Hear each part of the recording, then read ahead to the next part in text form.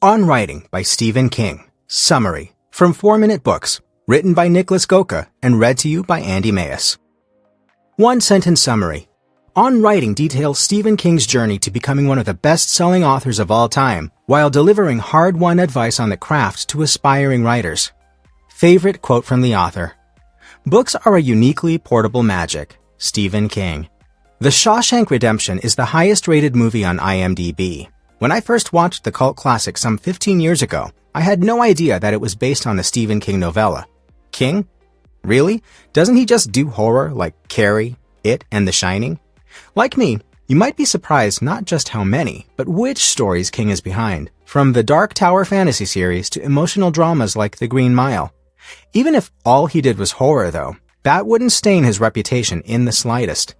Stephen King is the epitome of making it as a writer. His over 60 books and more than 200 short stories have sold more than 400 million copies, making him one of the best-selling writers of all time.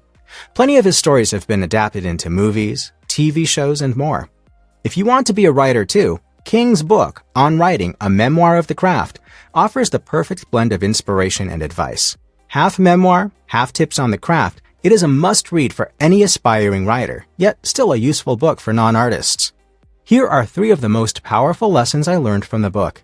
1. Pretend rejection is a game, and then keep playing round after round until you win. 2. Adverbs and passive tense make your writing sound wimpy, so avoid them where you can.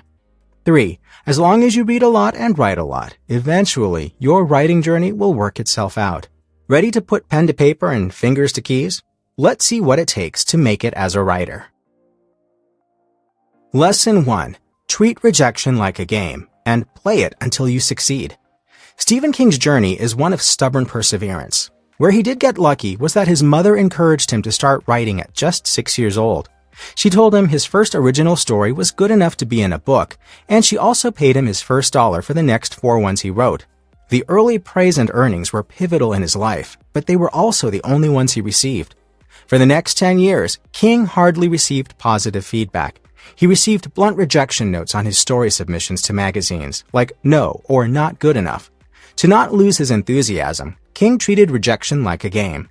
He fixed a nail to his wall, then pinned each next rejection slip onto it, like receipts collected at a restaurant. Each next rejection meant he was still in the game. It was an invitation to keep playing. Eventually, he racked up so many, his nail fell off the wall. He attached a bigger one and kept going. Over time, the rejections got milder, kinder. People started giving him useful feedback, such as to use paper clips, not staples, to bind manuscripts. Lesson by lesson, he kept improving. It was only when he was 16 that he first heard the words, "This isn't for us, but it's good. You have talent, try again." And try again he did, until only in 1974, after 20 years of writing, he had his big breakthrough when the publishing rights to Carrie sold for $400,000. Lesson 2. Avoid adverbs and passive tense. They make your writing sound weak. As a budding writer, some of the easiest lessons to follow are the things you're not supposed to do. Whatever you try might fail, but what you can avoid entirely helps a great deal. 2 of King's biggest pet peeves are adverbs and passive tense. Both weaken your writing and ultimately reveal a lack of confidence. Bertha timidly admitted she had eaten the candy. The word timidly takes our focus away from the action. It should be clear from what we wrote before that Bertha feels guilty about eating the candy. After shuffling her feet for a good 30 seconds, Bertha admitted she had eaten the candy. That's a much more vivid picture, and that's why adverbs are just often a way of weaseling out of properly explaining what's going on. Similarly, the football was thrown by Francis as hard as he could puts the focus on the football, an object that doesn't actually do anything. It sounds clunky and makes us wonder what's going on. Have courage. Let Francis throw the football with force and determination. Francis threw the football as hard as he could. Much better, isn't it? Writing means committing to a path of words you think works best to accomplish a certain outcome, whether that's to teach, to inspire, or to entertain. If you feel like treading lightly on that path, there's usually some kind of fear at play. Dig into that fear, root it out, and then, along with your concerns, delete your passive voice and adverbs. Now, before we get into lesson number 3, if you learned something new from this video, you should download our secret list of the 12 best non-fiction books most people have never heard of. After summarizing over 1,000 books, we handpicked these 12 mind-blowing titles that fly below everyone's radar and turned them into a beautifully designed, easy-to-skim PDF. Discover your next great read in these hidden gems and stay ahead in your personal journey and of the competition. Just enter your email using the link below this video, confirm in your inbox, and we'll instantly send you the list, free of charge. Alright, let's dive into lesson number 3. Lesson 3. Read a lot, write a lot, and the rest will fall into place. The most important part of achieving anything is to keep going, especially when that thing is an identity. You can't call yourself a runner if you're not running. Sooner or later, the label will feel cheesy and start to expire.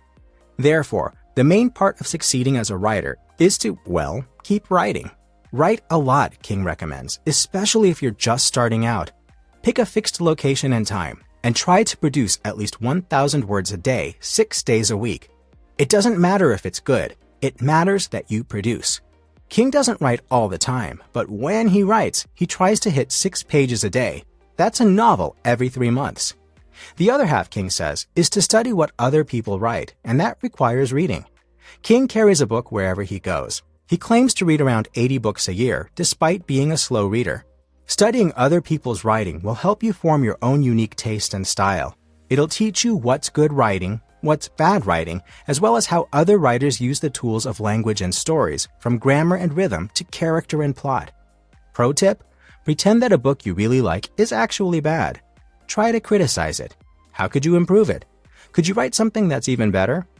If you remember nothing else from Stephen King's journey, make it this.